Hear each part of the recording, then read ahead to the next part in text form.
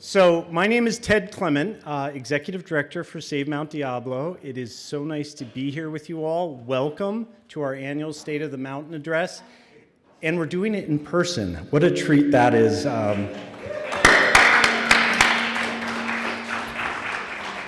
We got a little feedback going.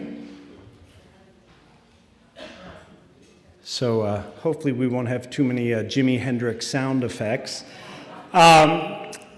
So tonight we've got sort of three goals. The first goal is we want to reflect back on 2022. The second goal is we want to look forward to this new year, 2023, and give you a sense of some of the exciting projects that we plan to undertake, which we can do because of your wonderful support. Tonight we also definitely want to celebrate. And say thank you, because those of us who have been with Save Mount Diablo for a while and those who are new, and by the way, we have a lot of new people in the audience tonight, a lot of people who just started donating to Save Mount Diablo in the last couple of years. And that's so exciting. That is so exciting for us to see. So our team at Save Mount Diablo is incredibly special. And those who have been with us for a long time know that. Those who are new were likely enticed to invest in us because they saw all the accomplishments. And when I talk about our team, I'm talking about our incredible staff, I'm talking about our outstanding board of directors, and I'm talking about our outstanding supporters and other volunteers. Together we make up this very special Save Mount Diablo team that has done things that show we punch so far above our weight. It's incredible what our now mid-sized organization can do. Really, really incredible. And because we have a lot of new people here tonight, I want to try something. Because I'd like the newer supporters to recognize who our board members are, our staff, in case you have any questions after the event. And so let's just start with our terrific board of directors led by Jim Felton. Could our board members stand up and also raise your hand? Let's give it up for our board of directors.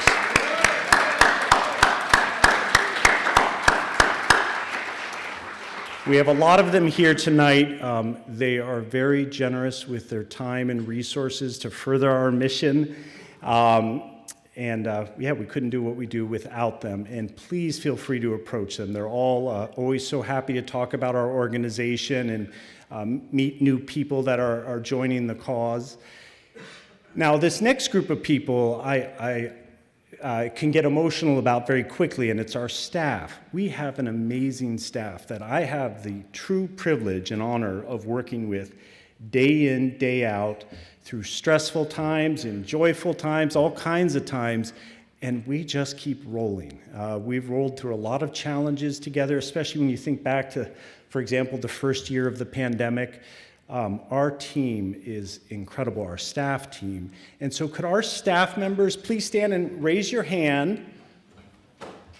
Let's give it up.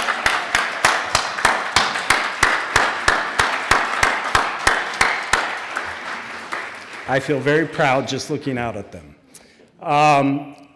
Now, staff and board, do me a favor. Would our supporters, besides our board and staff, please stand up so we can applaud you? Our supporters, please stand up.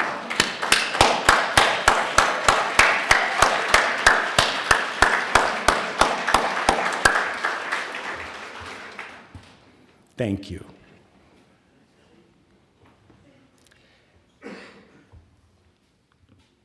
Now, one of the things that we have worked very hard on the last couple years is growing the diversity within our organization, and not just with staff and board, but also the peoples that we work with.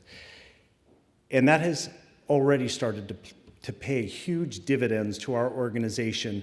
I'll talk about it later, but our donor base size has more than doubled in a couple years. So when you reach out with gratitude and respect to other people and let them know that this tent, this conservation tent, is for everyone, it's amazing what happens. And along those lines, we feel it's very important that we honor our native peoples, peoples who have taken care of the incredible Mount Diablo area, the Diablo Range, far longer than anyone else on planet Earth. And we have some wonderful Native Americans within our organization. Dr. Robert Phelps on our board of directors is a Native American. Our incredible land programs director, Sean Burke, is also a Native American. And they helped us develop a land acknowledgement statement that we like to read and reflect on when we're in large gatherings with the bigger team. So I'm going to read that to you. Save Mount Diablo recognizes that we are on the unceded ancestral lands of the Bay Miwok, Muwekma Ohlone, Northern Valley Yukuts, and other tribes and tribelets. Peoples who have loved and cared for Mount Diablo as a sacred mountain since time immemorial.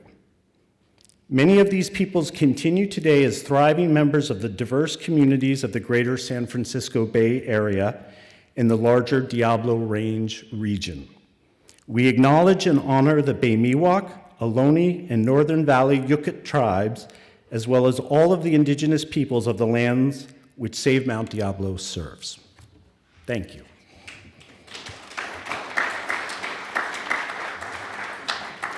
All right, so that first goal of reflecting back on 2022.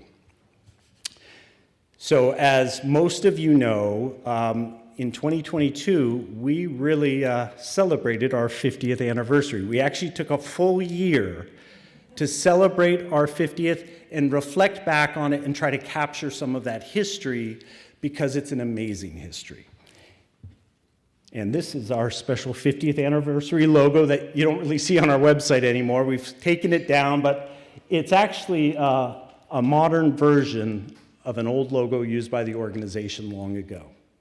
And you can see that Flower Power Bay Area vibe in it.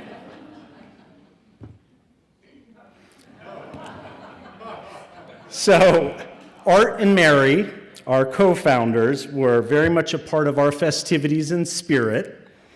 And of course, we feel immense gratitude for what they started. And I hope they're not offended looking down at this picture here.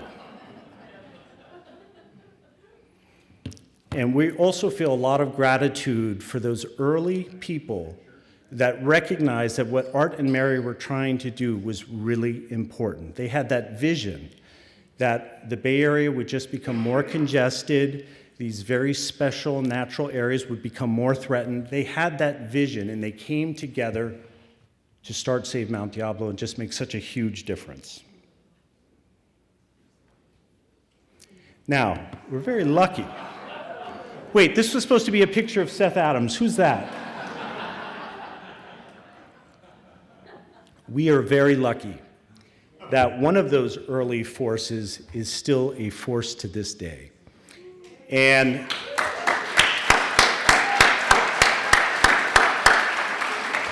for those who are new to the organization, Seth is right there in an Aloha shirt. And Seth has rightfully become a land conservation legend in our area. The amount of incredible work he has done for decades for our organization, it's unprecedented in our history, and it's pretty darn impressive for the National Land Trust movement in general. And he's still going very strong, even though he doesn't look like that anymore. He still looks strong and great, and he is still a force to be reckoned with. And so, what's that? He's more mature. He is more mature now. So let's give it up for Seth Adams one more time.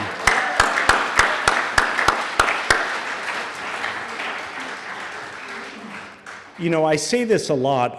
Part of the secret sauce at Save Mount Diablo is that we still have so many of the early supporters, staff member, board members involved with our organization. I'm looking at John Kiefer here, for example, who's been supporting us since the 1970s, 74, I believe. And Egon Peterson right over there. Egon, when did you get involved? What year? 72 or 73. Seth Adams, our first staff member. Mary Bowerman asked Egon to be the vice president. Scott Hine is still on our board. I see Scott back there. Malcolm Sproul is still on our board, Bert Bassler. So this incredible wisdom, knowledge of our organizational history is still with us. And then coupled with that, we have lots of new people and new ideas. And as I mentioned earlier, we've seen our donor base rapidly grow the last couple years. So this balance of new and old and that respect for both is incredibly important, and it's a big reason why we are so successful. So new supporters, know how important you are to our future. We are so grateful to have you here, and people who have been with us for decades. We're really honored by that and are so thankful you're still with us. So when you look back at our history as we did this past year, reflecting on the 50th, we saw this theme over and over again. In our history, we planted small seeds, and so many of those small seeds have grown into really, really impressive and lasting things. For example, our Moonlight on the Mountain annual event started back in 2002.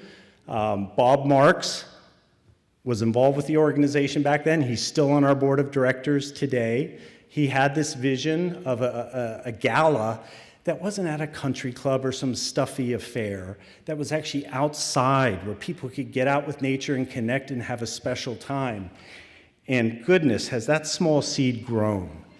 This past year, we had the largest and most successful Moonlight on the Mountain in our 50-year history. I mean, just outstanding.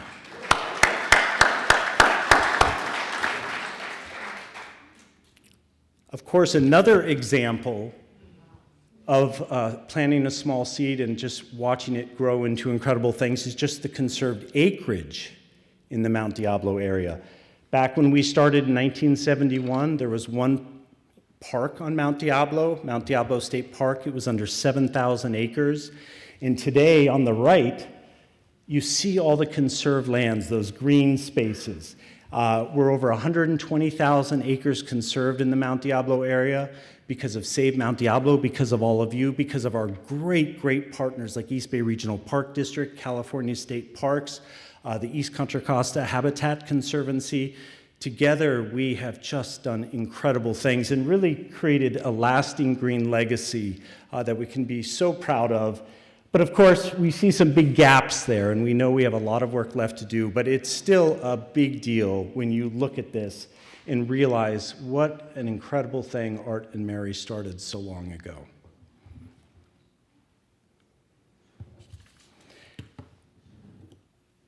During our 50th anniversary celebrations, we commissioned the Bancroft Library. Bancroft Library has an oral history section, and we commissioned them, thanks to Peter and Robin Fraser, to do an in-depth oral history of our organization and capture some of this incredible history from people who have really helped the organization over the years. And hopefully you got to listen to some of that. We distributed it widely, and of course it will be housed at the Bancroft Library in perpetuity. But if you haven't got to listen to some of those oral histories, you can go to our website to hear some of it, but you can also go to the Bancroft.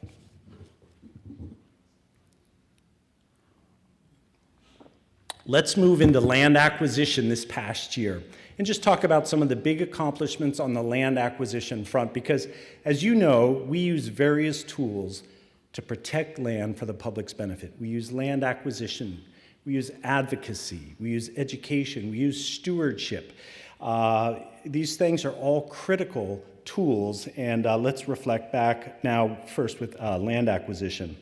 We started the year in January 2022 having raised enough money to permanently protect 154 acres of the Concord Mount Diablo Trail Ride Association land on the slopes of North Peak. This land, which is in red there, falls within the missing mile of Mount Diablo. What is the missing mile? The missing mile is roughly a square mile on the slopes of North Peak that is filled with a lot of privately owned open space properties that have not yet been conserved. So in other words, it's an area at risk.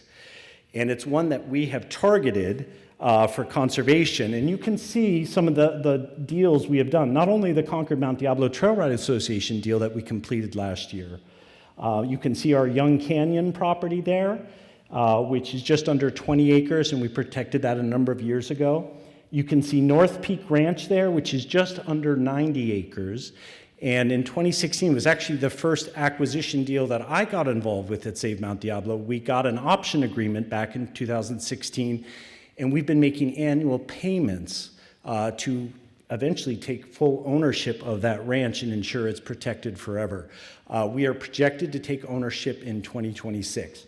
So we just keep plugging away at the missing mile to make sure literally these slopes of Mount Diablo have as much conservation lands as possible. And you can see it's also next to Mount Diablo State Park, so it's a highly strategic area. And here's some scenic shots of the Concord Mount Diablo Trail Ride Association land, so you can appreciate how your support is protecting stuff that really matters, that is truly beautiful, that makes our area a desirable place to live, work, and visit, and just makes you proud to be here. And if you've got very good eyes, you can actually start to pick out a couple houses there. A lot of people will think, oh, you can't build on the mountain. Not true. There are about 15 houses built up in that area, because prior to our deal with the Concord Mount Diablo Trail Ride Association, they had a lot of land, and over time they would develop houses up there which would generate revenue for the club, and it was part of them staying sustainable and keeping their coffers full. But it became very clear if they kept that up, there wouldn't be much open space left. So thankfully for Save Mount Diablo and all of you who support us, but also thankfully for the Concord Mount Diablo Trail Ride Association, who also love the mountain and realized they better work with us. Because if the trajectory continued where they just kept building houses up there, this irreplaceable resource would be forever altered. And we struck the deal, and we got that incredible, beautiful slope of North Peak protected. CEMEX. This was another important acquisition accomplishment in 2002. This happened back in February of 2002. We had been working with the CEMEX Corporation for about 6 years, encouraging them to protect this 101-acre parcel, which is outlined in red there. And if you know the Black Point Trail, which is one of my favorite trails on the mountain, a good stretch of that goes through that 101-acre piece. And you can see the trail in that blue line that sort of zigzags through the property.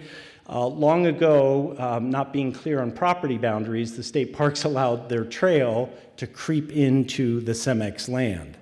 And that's a lovely stretch of land. And we've been very concerned over the years that CEMEX may eventually do something with it. They may stop trail users from using the trail, which would be their right. Who knows, maybe they would expand mining operations or other things onto that 101-acre parcel. So for, again, about 6 years, we actively engaged with CEMEX, pushing them to do the right thing and protect that land. And in February, they let us know, and they let state parks know as well, that they were in agreement and they would permanently protect the land by giving that land to California State Parks. And they made a huge announcement about it in February. And we could not be more thrilled that state parks will soon be acquiring this land and adding it into the state park system. And here's a, yes. And here's a nice photo of this area. My wife and I were actually hiking there this morning. Nice sunrise hike. And here's a little tip for you. With all these rains that we had, this Black Point Trail is always a good one to go to. There was water on some of those really stormy days when I was out there. There was water coming down the trail like it was a small little river. But the trail base itself is very sandy and rocky, so it drains well, so you don't get those sort of 12-inch stiletto heels of mud that you do in Lime Ridge or in Diablo Foothill. So it's a great place to go when weather is wet. Also, in 2022, in September to be exact, we helped the East Bay Regional Park District secure an option agreement to protect the 768-acre Finley Road Ranch, which has been one of our top land acquisition priorities for years. And once acquired, this property, which is in orange on the screen, will be an incredible staging area for Mount Diablo State Park, Morgan Territory Regional Preserve, an incredible staging area on the southern side of the mountain. And it will also have lots of trails. So this is an incredible new portal, if you will, to get the public more connected to nature. And we could not be more excited. And John Mercurio is here tonight. John, where are you? Right there. John is a former Save Mount Diablo board member, longtime supporter, who's recently joined the board of East Bay Regional Park District. So let's give it up for East Bay Regional Park District.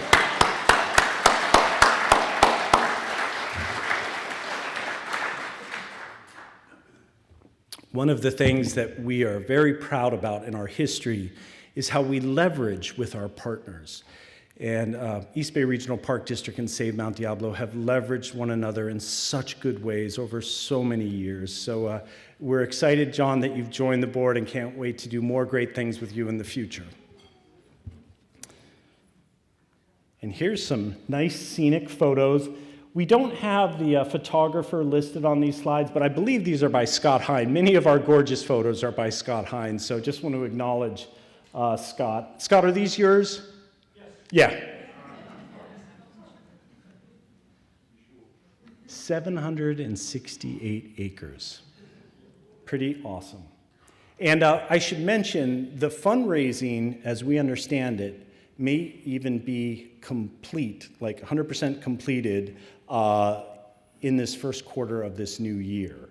I know there's a big pending grant application, but if that all works out as we think it will, the money will be in hand, and John, hopefully then it will be acquired by the end of this calendar year. Is that correct? Let's hope so. That's a big addition to our conserved land holdings. Okay, more acquisition in 2022. So in October 2022, Save Mount Diablo successfully acquired an option agreement to protect the Crane Pond property, which you can see labeled there. Crane Pond also falls within that missing mile on the slopes of North Peak. And so you can see how we just keep adding more conservation lands to the missing mile. Crane Pond property is about 6.69 acres, so it's under 10 acres, so small, but its location and its attributes are incredibly important. It's contiguous with Mount Diablo State Park, and it has one of the largest ponds on the north side of the mountain, so incredibly important for wildlife. And basically, we now have till October of this year to raise $500,000 to ensure it's permanently protected. We'll take ownership of it, and then with time, we may be able to get that to Mount Diablo State Park, but we've got to raise the money first.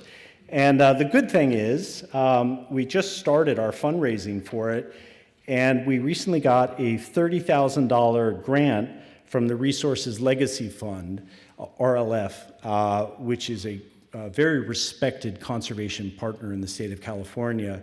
And their stamp of approval it means a lot because they're a well-respected entity in conservation. They only make strategic investments in conservation. And even though this is a small parcel, far smaller than they normally support, they know because of that pond and its location to Mount Diablo State Park, it's a critically important thing. So they gave us $30,000, and we still have a lot of money to raise, but at least we're off and running. And here are some more pictures, scenic photos of Crane Pond. And there's the pond, and looking up towards Mount Olympia in that area on the slopes of North Peak, you can see the Concord Mount Diablo Trail Ride Association land we protected earlier last year.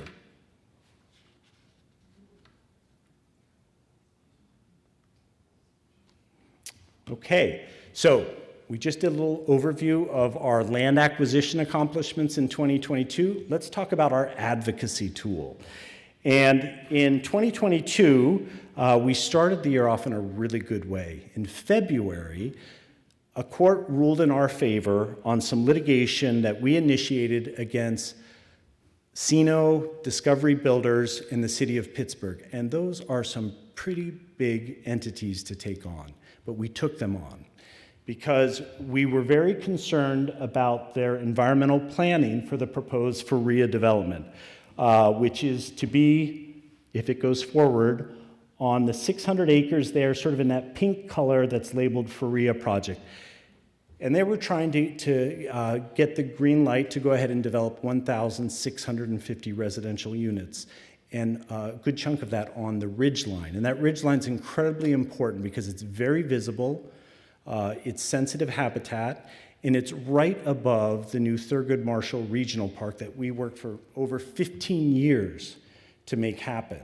And we just could not stand by and let them go forward without an adequate environmental review. So we took them to court. And we understood they were giants, but someone had to do it, and you all enabled us to do that. And in February, the court sided with us. They said the environmental review for this project is absolutely inadequate, and you have to go back to the drawing boards. That was in February. Shortly after that, the Sino companies, probably thinking they could wear us down financially, asked the judge for a retrial.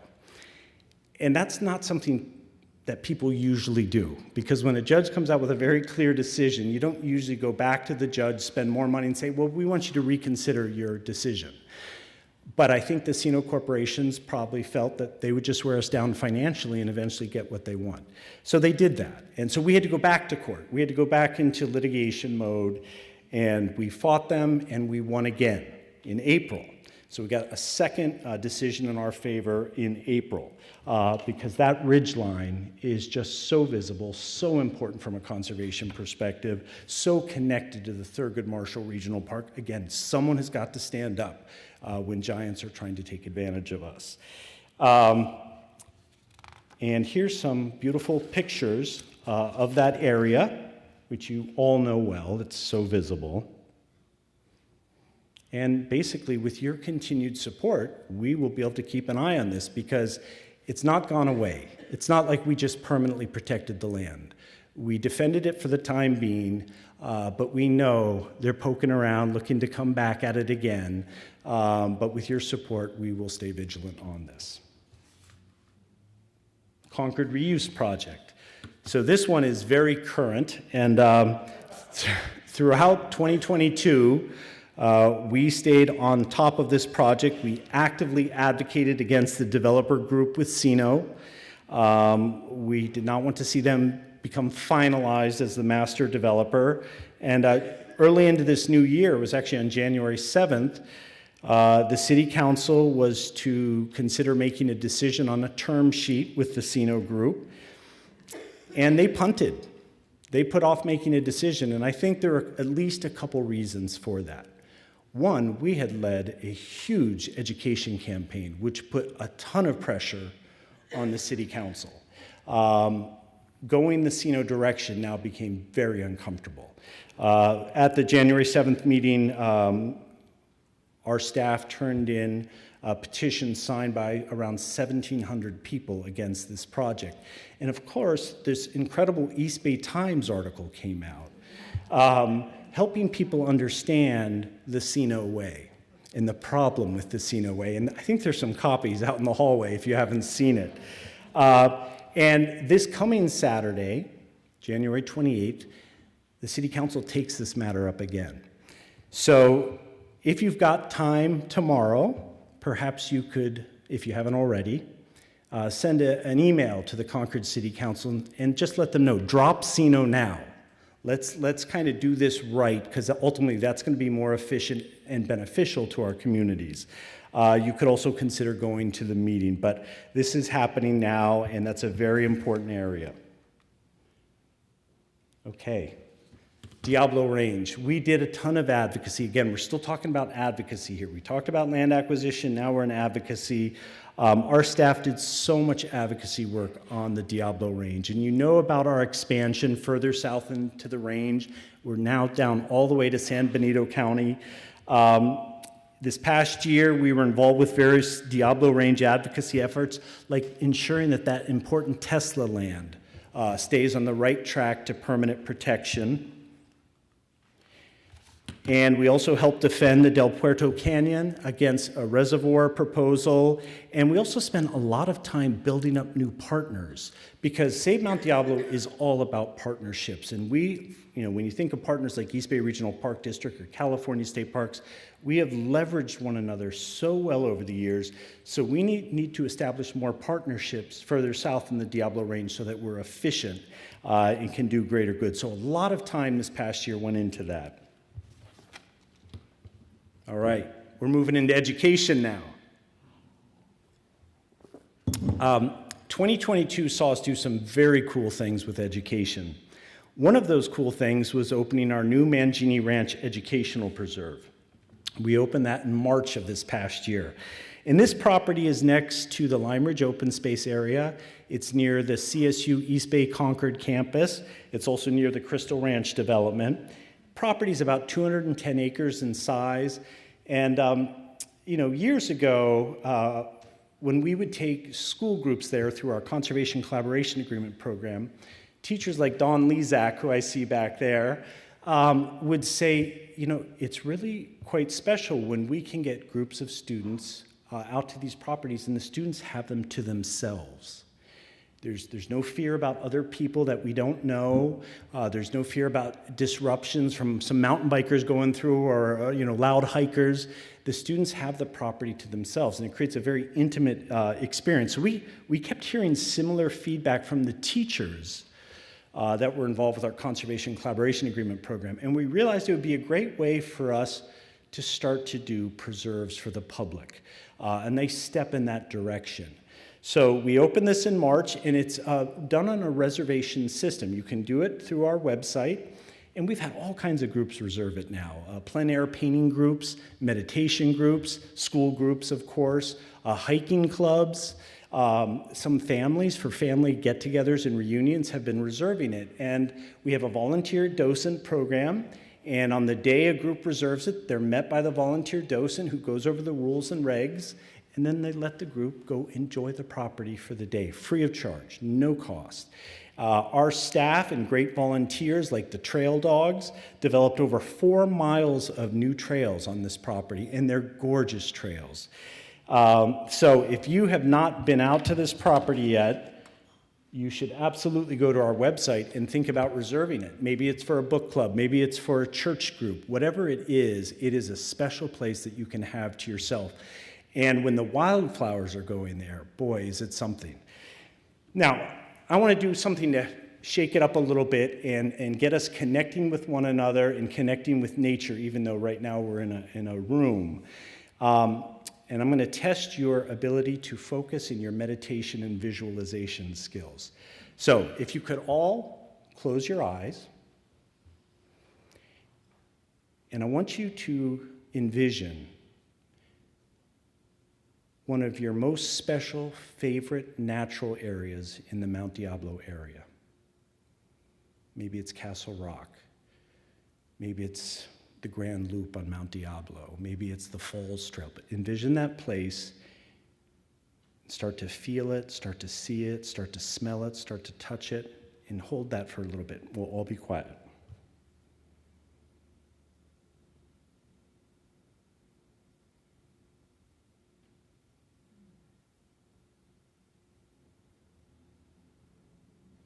Okay, hopefully through your mind's eye, you could enter that space and be with it for a moment. And hopefully you reconnected with your feelings that you experienced when you were actually in that place. And now I want you to ideally talk to someone near you that you don't know well, because this is a great way for us to connect with our team members. But I want you to share with one another the special spot that you envisioned and why. And if you're sitting next to your husband and no one else is next to you, that's fine. You can talk to your husband. You're allowed to do that. But if you do see someone who's newer to you, please introduce yourself and share what special spot did you envision and why is it special to you. So please take a few minutes, talk amongst yourselves, and share that with someone near you.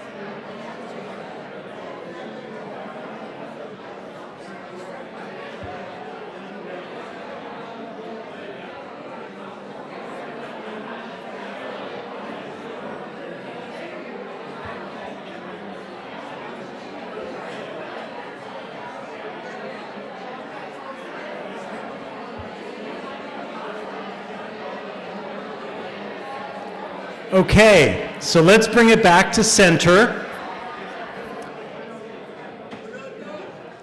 It's been a while since I did that exercise with a group of people, but it's always the same. What's really cool is you feel the energy level go right up.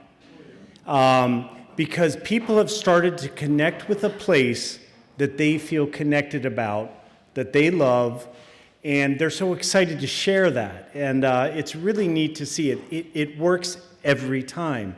And so if you're wondering, maybe if you're new to Save Mount Diablo and you're wondering, why are we spending a lot of time and effort on opening the Mangini Ranch Educational Preserve or creating the Conservation Collaboration Agreement program with local schools? Why are we working so hard to especially get our young wired generations connected to nature? That's why. Because we want to make sure young people have not spent so much time on their devices and disconnected from nature that if I try this exercise with them in 10 or 15 years, if I'm still around, that the room isn't silent and that there's no energy and that they look confused and they're scratching their head. What area? I don't know. Thankfully, and as we look around, we can see we're a little bit older. Thankfully, this group has that connection. It's in your heart. And, you know, I've been in conservation for a long time now. And early on, I thought the real problem was population. And then I evolved to think, it's the climate crisis. That's the real problem. I've come to such a different place after many years. The real problem, the big threat to the natural world is the lack of loving and meaningful connections between people and nature. Amen. Yeah. Because love is the basis of good stewardship, and love comes from direct connection. And so we're working so hard to create those connections in special places for our young people, but also older people. Now, our Conservation Collaboration Agreement program is focused on younger generations. It's focused on local schools, and it's basically a three-part program. Part one, our staff go into the classroom, middle schools, high schools, and colleges, and we help teach the students about land conservation. Who is Save Mount Diablo? Why does it matter? We want them to have a working understanding of what land conservation is. The second part of the agreement, we get them out in the field to have that heart connection with nature. And they do an environmental service project like planting native trees. They have a field naturalist, someone like Judy Adler back there, who I'm going to come back to in a moment. And then they do a contemplative solo in nature, which is what these students are doing, where they reflect on what is nature and what is my part in nature.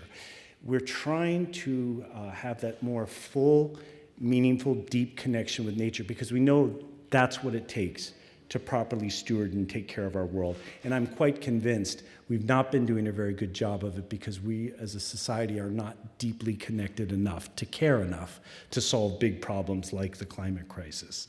So this program has been wonderful. We did 4 conservation collaboration agreements last year with high schools and middle schools, and we look forward to doing more in this new year. Also under education is our Discover Diablo program. This is a program where we connect with very diverse audiences, including diverse age audiences. We have young people on our outings and older people, and we've developed diverse offerings to attract more kinds of people from different groups. In this program, you'll see things like yoga in nature, or mountain biking, or rock climbing, bird watching. We have bilingual hikes so that people from other cultures know that we want them in our tent. We want them on our team. We value them. And this program has done a lot to grow our support base and get people better connected to nature. And here's a picture that captures some of the diverse offerings that we have. And now and again at Save Mount Diablo, we'll get calls. Maybe one group of people doesn't like the mountain bikers, or maybe the mountain bikers don't like the hikers, and kind of this silly squabbling amongst outdoor user groups and holier than thou kind of stuff. And I always am thinking, are you for real? We've got a climate crisis going on, and you want to spend time dissing this group of people, or that group wants to diss that group? We all love this natural world together. And the fact that people are getting out there, we should recognize that as a huge advantage. We have a captive audience. So we need to positively engage with them, let them know our tent is big enough for all of them, and then figure out how to work together to protect and address serious threats, real threats. I don't want to talk about make-believe issues. Let's talk about real big problems. And the more people we have in the tent, the better we're going to be at addressing big issues. And I should mention that Discover Diablo program is led by an incredible group of staff and volunteers who are knowledgeable naturalists, expert rock climbers, expert mountain bikers, on and on, meditation guides. So you get really top-notch talent leading you on those outings. So something really cool that we also did in 2022 is we taught 2 semester-long, in-depth land conservation courses at CSU East Bay for the entire university, not just the Concord campus. And it really was in depth. This course covered the history of land conservation from, earliest days when Henry David Thoreau in the 1860s, literally in his journal, was writing about the need for towns to develop what he called committees to work on the protection of the important lands in those towns. Because Henry David Thoreau was in Concord, he saw Boston expanding, and he saw a lot of the open spaces that he loved disappearing. So he had the foresight in the 1860s to say, listen, guys, we've got to start to get organized to protect these places. He was writing about land trusts. He didn't use that term, but that's exactly what Henry David Thoreau was recommending. So the students learn about this incredible rich history. They also learn about our native peoples. And we can get kind of smug in land conservation and think, oh, we've got Henry David Thoreau and John Muir, Well, there were native peoples, and they're still here today, who were living in greater harmony with these natural places in some situations for over 10,000 years. We had Robert Phelps, for example, and Sean Burke, who I talked about earlier. They were guest lecturers in this course talking about the important Native American connection, what we can learn. We also talk about the flora and fauna of the Mount Diablo area and Diablo Range. In this course, we teach the students how to get started in careers in land conservation. And one of the things that we think is super cool, CSU East Bay on the mainland of the United States is considered by many to be the most ethnically diverse university we have. Now, University of Hawaii often gets that recognition nationwide as the most diverse, but on the mainland, CSU East Bay is often given credit for that distinction. So how cool for us to be able to directly interact with those students and invite them into our tent and onto our team. So we did it twice. We did it in the spring last year, we taught this course. We did it in the fall, and we had also done it the prior year. So we're really proud that we're invited to teach a semester-long course at CSU East Bay, and it's something we look forward to continuing. And the Dr. Mary Bowerman Science and Research Program is another one of our great educational programs.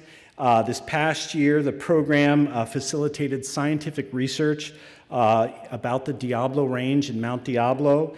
And then we do this annual colloquium where this research that we've helped sponsor with grants, small grants, but nonetheless important grants to researchers to better understand the flora and fauna of the Mount Diablo area and Diablo Range. We put on this colloquium to make sure those results are shared with people. And it's always a very, very popular event.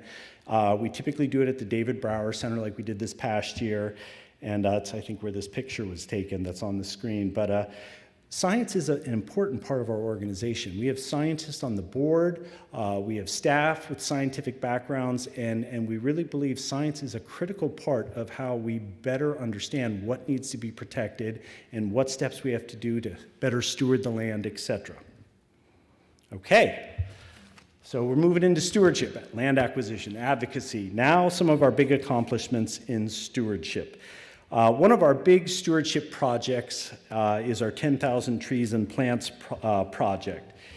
This flows out of our climate action plan, which we developed a couple years ago, and it laid a goal out to plant and protect 10,000 trees and plants in the next 10 years, basically 1,000 a year. And the reason is we're trying to build up the resiliency and the potency of our natural carbon sinks by getting more plants and trees there to help absorb carbon dioxide and help address the climate situation. And so we started this in 2021, and as of the end of last year, we've now done over 2,000 trees and plants protected, which is awesome. We're actually a little bit ahead of schedule. And furthermore, I want to drive home the point, this is not a one-stop kind of thing. We, our incredible staff, our incredible volunteers, our stewardship volunteers, not only are we planting these trees and plants, we have to water them. So we have a great watering crew that then gets out and waters them, and during the dry months, regularly. And it's a ton of work to properly take care of these new trees and plants that will increase the importance of our natural carbon sinks. So we're very proud of this program, and of course we're getting lots of those students involved with it. A lot of those conservation collaboration agreement students help out with this effort.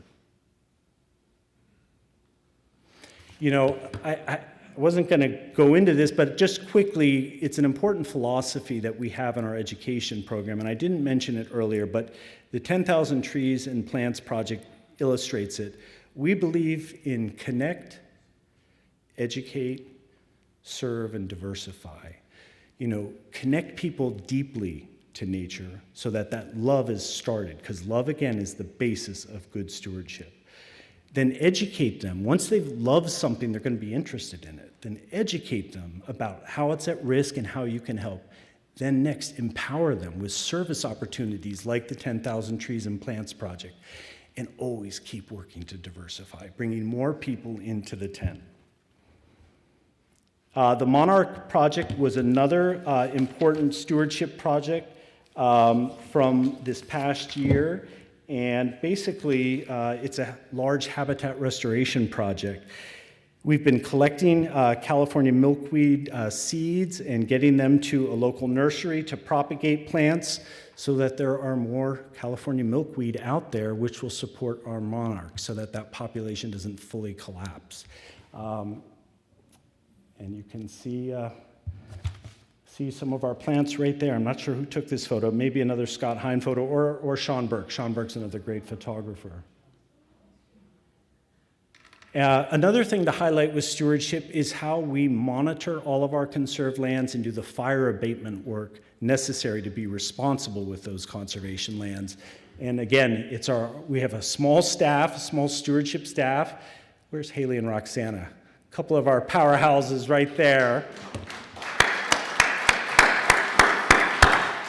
And of course, they are supported by an incredible group of volunteer stewards, people like John Gallagher. I saw Giselle a moment ago. I don't know where Giselle is, but there's Giselle back there. Dick Heron, who's next to Giselle.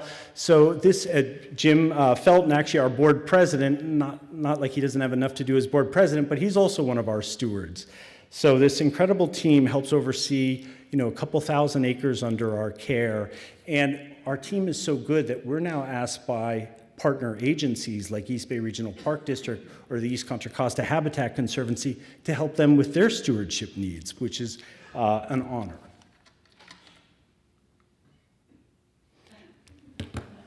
So, who's the weird hippie guy in the middle with the glasses? I don't know who that guy is. He's strange. That is me, and I think Queenie, who very nicely put together this PowerPoint, was trying to embarrass me with this photo. But we actually have a lot to feel good about, and we had a lot to feel good about at Moonlight on the Mountain. But our team, our development team, headed up by Karen. Karen, raise your hand. Our development team broke 3 fundraising records in 2022. 3. We're a 50-year-old organization. But in 2022, our development team, with all of you helping them out, smashed the record for our mid-year appeal, smashed the record for Moonlight on the Mountain, and smashed the record for our year-end appeal, all in 1 year. Stunning.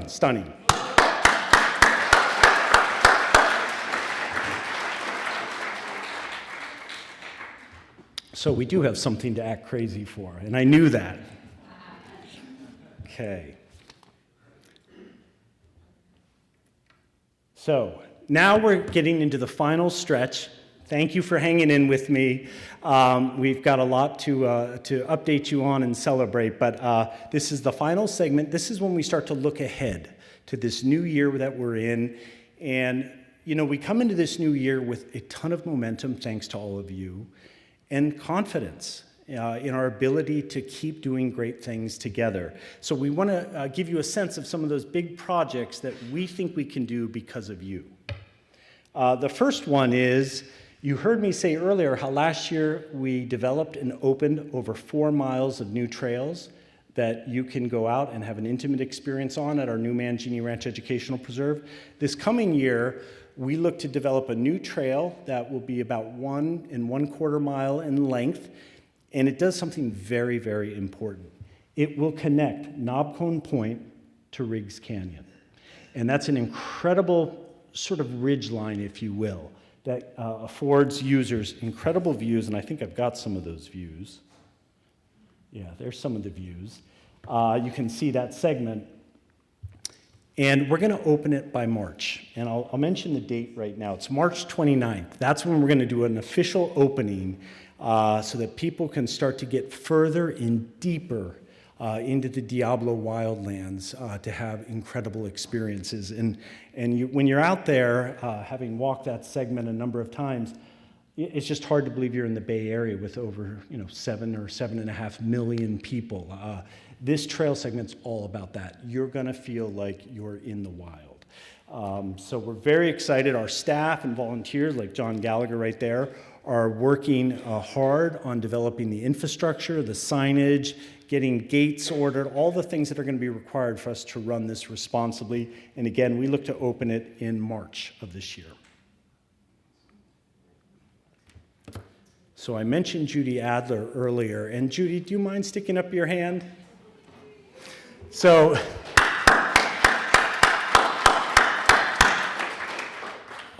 for those of you who have been in the area for a while, you've probably heard of Judy Adler, a renowned environmental educator, someone that I've had the privilege of working with ever since I came here a little over 7 years ago. And her passion for nature, her understanding of how to be a good educator is just awesome. I've learned so much from her. And Judy wanted to do something to really honor her family and people who are important in her life, and also show Save Mount Diablo that she so believes in our investment in education in the next generations, that we have to keep building the bench if we're really going to succeed with our mission. And so she did something spectacular.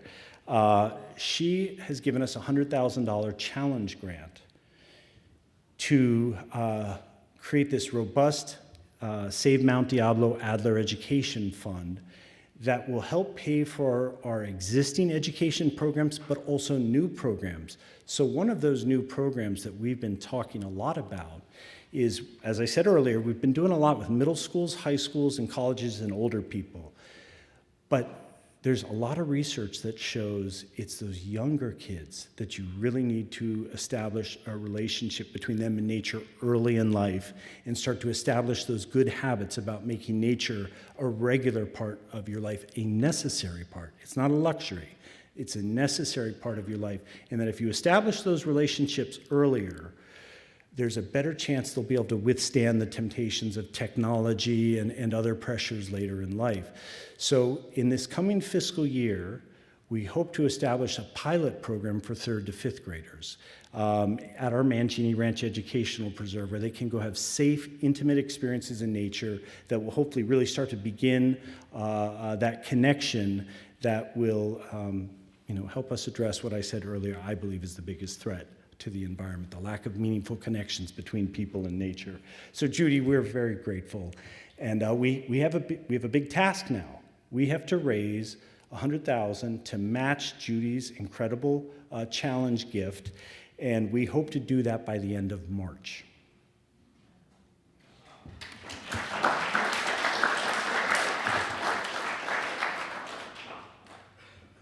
So also in 2023, we want to continue to build up the infrastructure at our Mangini Ranch Educational Preserve to make it really special for people. Last year, we developed a lot of things: benches, picnic tables, also this temporary shade structure that you see in the picture, which was generously given to us by Diablo View Rotary. I forgot the name there for a minute. It was a great tool last year when we opened the preserve. If it was a rainy day or a really hot day, we could get groups of students under there, and I know other groups that reserved it privately would use it to get in the shade or cover. But seeing how popular the preserve has been, and knowing that we have a lot of schools that like to use it, schools where oftentimes it will be 50 people in a group, we need something bigger and even more comfortable for them to utilize, where they can sit on dry ground. A teacher could teach a whole biology class, whatever it is.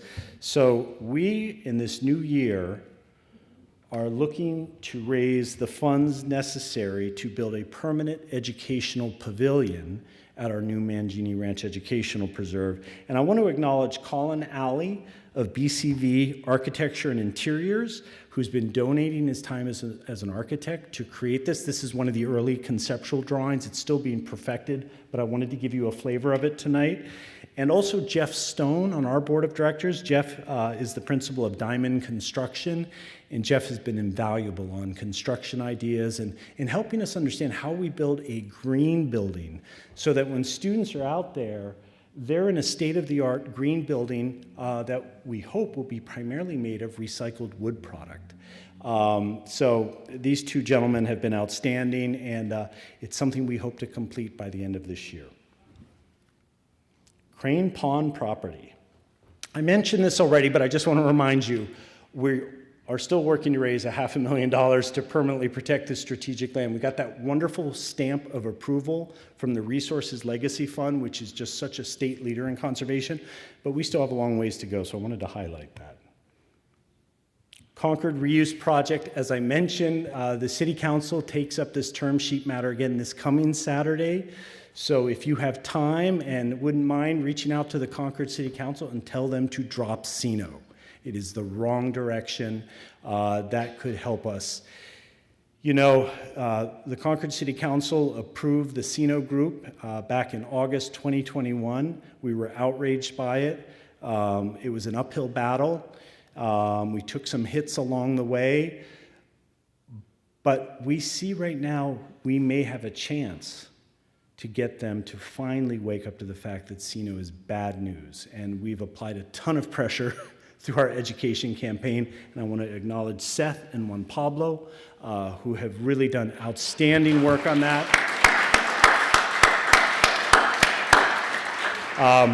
But boy, it will be something if on Saturday afternoon or Monday, whenever you get the news, to see that maybe they will drop Sino, finally drop that bad habit.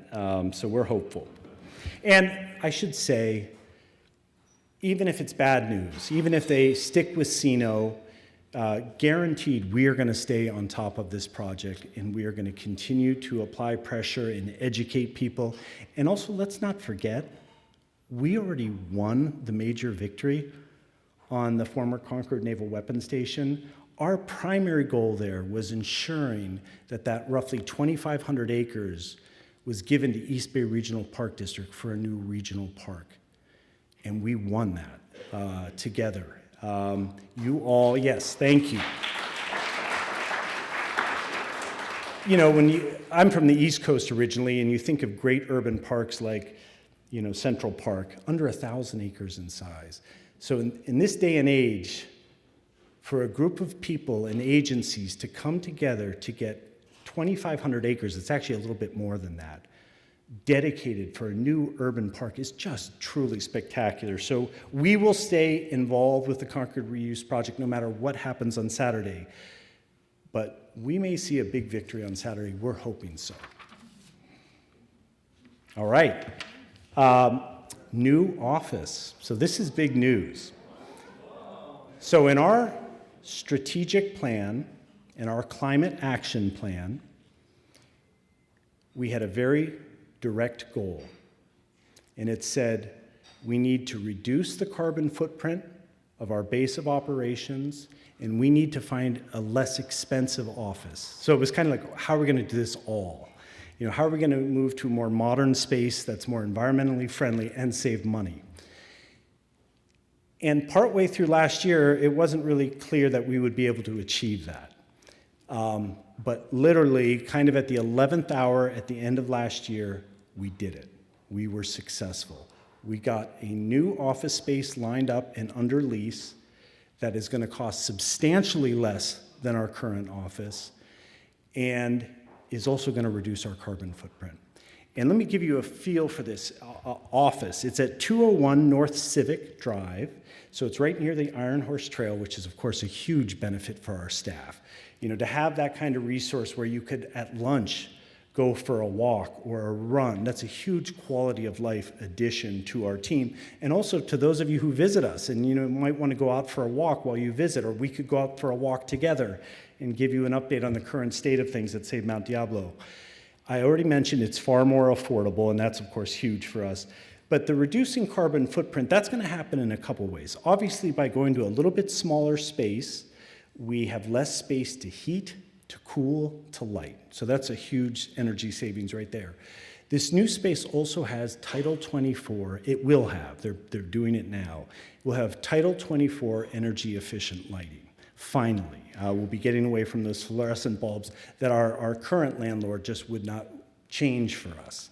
So that is going to be huge. The new space has EV charging stations for cars. We're going to be getting energy efficient appliances. So it's just a huge victory for us on the carbon footprint side of things. Parking. Those of you who know our office well know at times it can be a nightmare getting parking, especially when we do an event like this. This new place has parking galore, so much parking. We're very thrilled about that. It's also near the BART station, which is another part of this carbon footprint matter. But anyways, event areas for supporters. It has a larger board conference room. Those of you who have come to the Executive Director Speaker Series know our board conference room can get a little tight at times. This will have a larger conference room. Furthermore, it has a gorgeous outdoor space shaded by trees with a nice water fountain where we can probably get up to about 100 people for an outdoor event. It also has a gorgeous lobby connected directly to our office where you could see, for example, our winter donor appreciation event that we do in December. That space will work together, so we now have more space to do the event. So we're very excited about having more space to welcome all of you into our office. In terms of welcoming you into our new office, that is something we plan to do in this new year. And that'll probably be sometime around July, but stay tuned for details on that. We want to do a nice welcome party and invite you in to see this new space that's saving us money and reducing our carbon footprint at the same time. I should also mention it's a Class A building. We're going from a Class B building where we still have to pay a lot, to a Class A building where we'll pay less. And of course, thankfully with the weird market, commercial real estate has taken a hit, and it's a perfect time for us to upgrade this way. Security, one other thing worth mentioning, we actually finally will have real security. That's something we've not had before. We'll have security staff, higher grade security apparatus to protect the office and our staff. So with that, we got through the presentation. You were very patient with me. It's a lot and I don't like just talking at people. I don't like to go on and on and on, but we really had a lot to go over and celebrate thanks to you. Are there any questions before we break up? The address of the new office. The new office is 201 North Civic Drive in Walnut Creek. Okay? Right near the Iron Horse Trail. Yes. Yes. And I forgot to mention this. We will make that move in April.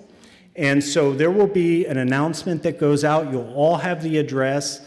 You'll all be able to visit us very easily because there's bountiful parking. And again, we'll do an office welcome party for all of you in this new year, probably around July. Any other? Yes? So will we be able to hike in that area of the Mount Diablo Trail Ride Association now? That's a great question. So the way we permanently protected that approximate 154-acre piece was through a perpetual conservation easement.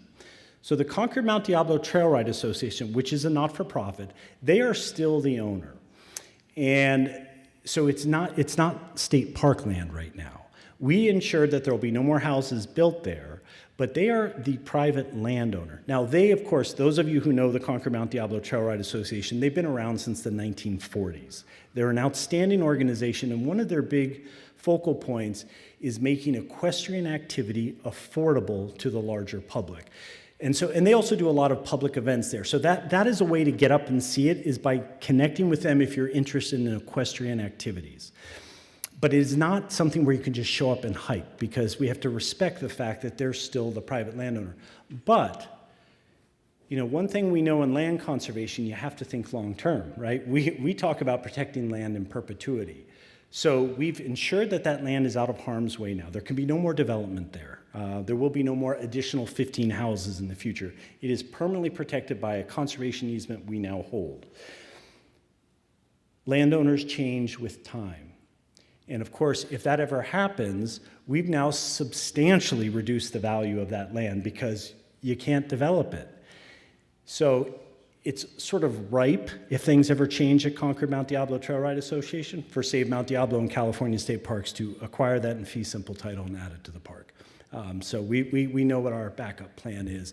But let me just say this for Concord Mount Diablo Trail Ride Association. They saw the trajectory they were going in by developing those 15 houses up there. They knew if they continued that 154 acres would disappear in many ways. And they joined with us to ensure it was permanently protected. They love that land too. They're great stewards of it. We're thrilled to work with them. Hopefully that answers your question. Great. Any other questions? All right, again, thank you.